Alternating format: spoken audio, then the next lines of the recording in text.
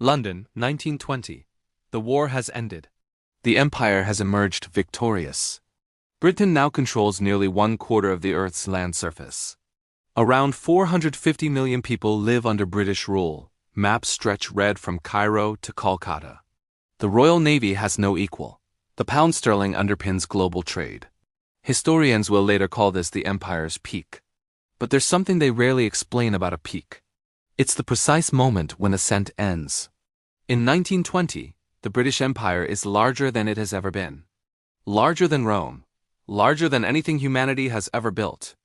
The First World War was meant to destroy empires. And it did. The Ottomans are gone. The Austro-Hungarians are gone. Germany has lost its colonies. Britain, instead, gains them. Mesopotamia, Palestine, Tanganyika, parts of Togo and Cameroon. The empire didn't just survive the war, it expanded because of it. And yet, if you stood in Whitehall in 1920, listening to the men who governed this empire, you'd hear something unexpected. Not confidence, exhaustion. The war cost Britain nearly 1 million lives. It took something else too. Something harder to plot on a map: money. Before 1914, Britain was the world's greatest creditor. It lent money to everyone. By 1920, it owed money to everyone, especially the United States. The pound remains the world's reserve currency, but now it survives on American loans. The Royal Navy is still the largest fleet on Earth, but Britain can no longer afford to outbuild every rival combined.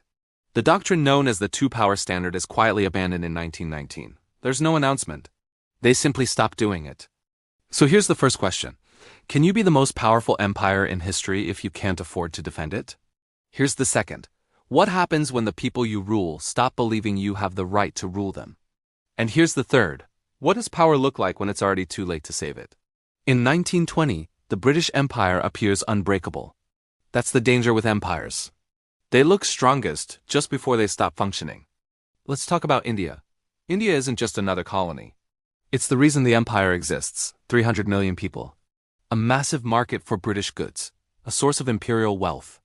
A standing army that costs Britain almost nothing. Without India, there is no British Empire. In April 1919, something happens in a city called Amritsar. A British general, Reginald Dyer, orders his troops to open fire on an unarmed crowd gathered inside a walled garden. There's no warning, no exit.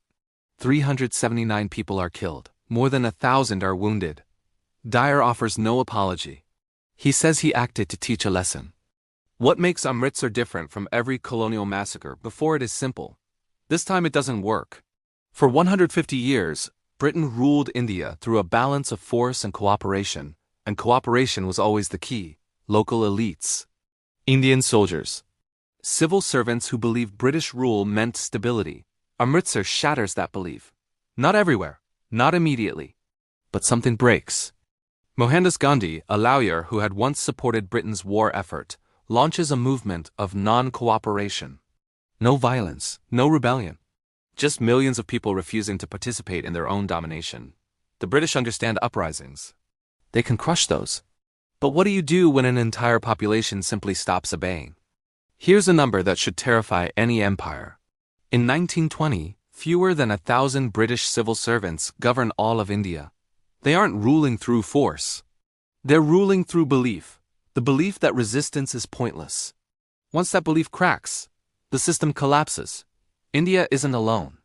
Across the empire, control is slipping. In 1919, Egypt erupts.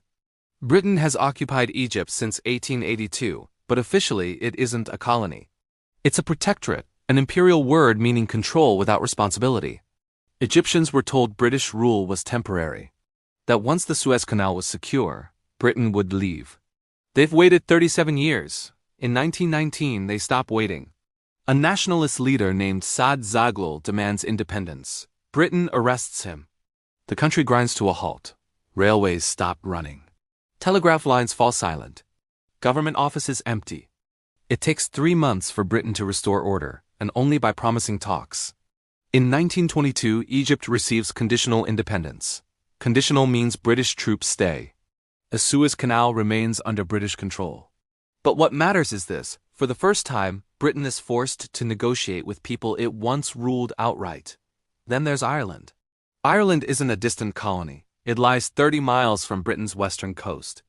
It's been part of the United Kingdom since 1801. In 1919, it declares independence anyway. The Irish Republican Army doesn't fight conventionally. It can't. Instead, it uses ambush, assassinations, and raids on police stations. Britain responds by deploying the Black and Tans, a paramilitary force brutal even by imperial standards. Villages burn. Civilians die. Reprisals spiral. By 1921, Britain quits. Not because it's defeated militarily, but because it's lost politically. The Irish Free State is created in 1922. It's still technically inside the empire, but everyone understands what it means. For the first time in centuries, part of Britain itself has broken away. If Ireland can leave, who's next? Now let's return the money, because everything does. The British Empire was never meant to be expensive. It was designed to pay for itself. For 2 centuries, it worked. Conquer territory, extract resources. Sell finished goods back to the colony. The colony funds its own administration.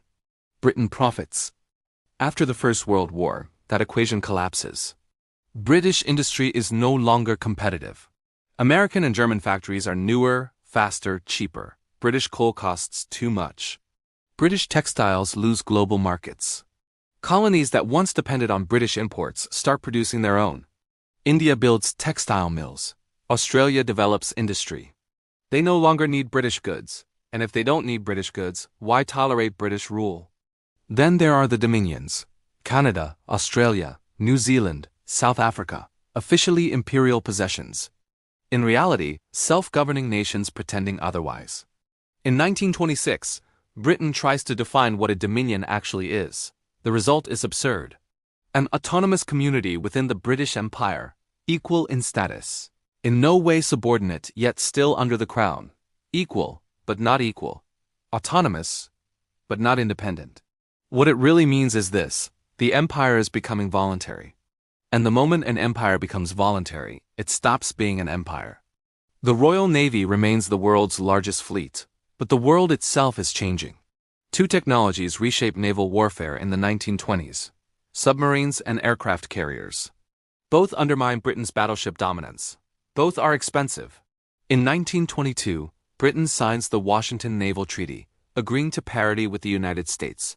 Parity means equality. For a nation that once ruled the seas uncontested, equality is defeat. Worse, Britain can no longer defend the entire empire at once. War in Europe means retreat from Asia. Crisis in the Pacific weakens the Mediterranean. The empire depended on the idea that Britain could be everywhere simultaneously. That assumption is gone, so Britain pretends. Governors send optimistic reports. Administrators assure London that loyalty is intact. Newspapers celebrate imperial unity. On the surface, the empire still looks solid. Beneath it, everyone in charge knows the truth. They're holding it together, with inertia. Inertia is powerful. It keeps systems moving long after they should fail. But inertia isn't strategy. And it isn't strength. In 1929, the global economy collapses. The British Empire runs on trade. When trade dies, the empire loses purpose. By 1931, unemployment in Britain hits 3 million. Speculators attack the pound. Britain abandons the gold standard. Technically complex, practically simple. The pound is now backed only by trust, and trust is fading. In 1932, Britain tries something desperate: imperial preference. The empire becomes a closed trading bloc. Britain buys from the colonies. The colonies buy from Britain. Outsiders are excluded. It's meant to save the imperial economy. It fails. Colonies resent being forced to buy overpriced British goods. Dominions resist giving Britain special access. Other nations retaliate with tariffs. The empire was meant to enrich Britain. Instead, Britain is trapped inside something it can't afford to defend and can't afford to abandon. Unrest spreads. In India, civil disobedience escalates. In Palestine, violence erupts between Arabs, Jews, and British officials. In the Caribbean, strikes shut down entire islands. Britain responds with arrests, curfews, emergency powers. It works briefly, but every crackdown breeds resistance. Every arrest radicalizes another moderate. The empire burns energy simply maintaining control, energy it no longer possesses. And the world is shifting. In 1931, Japan invades Manchuria. In 1933, Hitler takes power. In 1935, Italy invades Ethiopia. Britain protests, passes resolutions, issues warnings. But it doesn't act because it can't. Britain's strategy becomes a gamble. Avoid war, appease rivals, hope nothing breaks. Appeasement later earns a bad reputation. In the 1930s, it's realism. Britain knows it can't fight in Europe and the Pacific at the same time, so it tries not to fight at all. That only works if everyone cooperates. By 1939, Britain faces a question it has never faced before. What do you do when you're still the largest empire in history, but no longer strong enough to defend it? The answer is brutal. You go to war anyway, not because you expect victory, because you can't afford defeat. September 1939. Germany invades Poland. Britain declares war. The Second World War is supposed to save the empire. Instead, it completes its destruction. Britain survives, barely, because of American Lend-Lease, because of Soviet resistance, because of soldiers from India, Africa, and the Caribbean, men who fight for an empire that will never see them as equals. Britain wins. And it loses everything. By 1945, Britain owes £3 billion to its own colonies. Read that again. The empire owes money to the people it rules. Gold reserves are gone. Factories are damaged. The population is exhausted. And the new superpowers, the United States and the Soviet Union, both oppose colonialism. For different reasons, but with the same conclusion. The age of empires is finished. In 1947, Britain grants India independence. Not out of generosity, out of necessity. 30 years of resistance made rule impossible. But what finally forces Britain's hand isn't morality, it's cost. Britain can't afford India. Can't afford the troops. Can't even afford an orderly withdrawal. Partition follows. One of the worst humanitarian disasters of the 20th century. Britain leaves before the violence ends. Not because it doesn't care, because it's bankrupt. After India, the pattern repeats. Burma, Ceylon, Palestine, Malaya, Ghana, Nigeria, Kenya, Uganda, Tanzania. Some transitions are peaceful. Others are violent. The process is always the same. Britain negotiates, delays, tries to preserve influence, then exits. In 1968, Britain announces withdrawal from east of Suez. That phrase sounds technical. Here's what it really means. Britain is no longer a global power. So what happened? How does the largest empire in human history dissolve in less than 30 years? There's no single collapse, no dramatic moment. Just a growing realization that the costs exceed the benefits. The British Empire didn't fall to invasion. It fell because empires are expensive, and Britain could no longer afford its own. Remember the questions we began with. Can you be powerful if you can't pay to defend your power? No. You can look powerful, act powerful. But power that survives on belief alone isn't power. It's performance. What happens when the ruled stop believing in the ruler's legitimacy? They stop obeying gradually, unevenly. But once belief breaks, force isn't enough. And what does power look like when it's already lost? It looks normal. It looks stable. It looks fine. In 1920, the British Empire controlled more land than ever before. That's when failure began. Not despite its size, because of it, the empire was unsustainable. Reaching the peak simply made that undeniable. You can't govern a quarter of the planet with 1,000 administrators and borrowed money. You can't dominate the seas when rivals build fleets of their own. You can't rule people once they learn they don't have to comply. The British Empire collapsed at the height of its power because that height exposed every contradiction it contained. Here's the unsettling part. The people running the empire in 1920 knew something was wrong. They wrote reports, held conferences, talked endlessly about reform and modernization. But they never seriously considered the one solution that might have saved them: letting go earlier. They end when they stop being profitable. The British Empire endured as long as it paid. The moment it didn't, it stopped being an empire.